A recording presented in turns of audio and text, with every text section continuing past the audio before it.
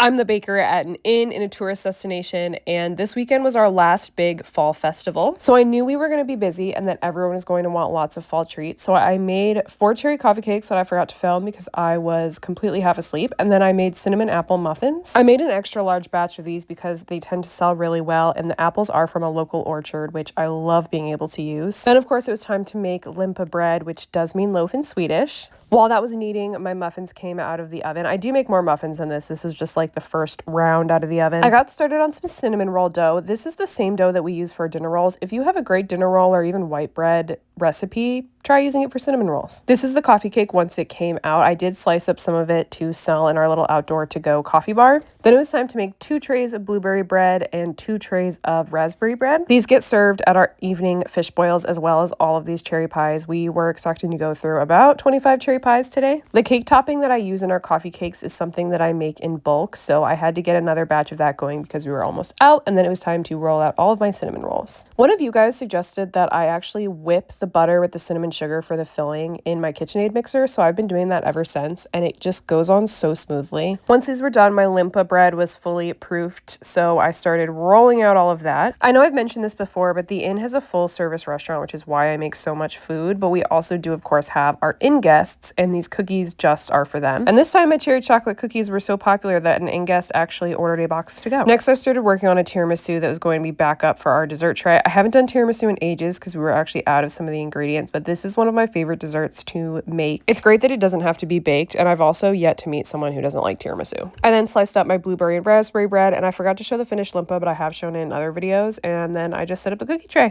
Follow for more baking.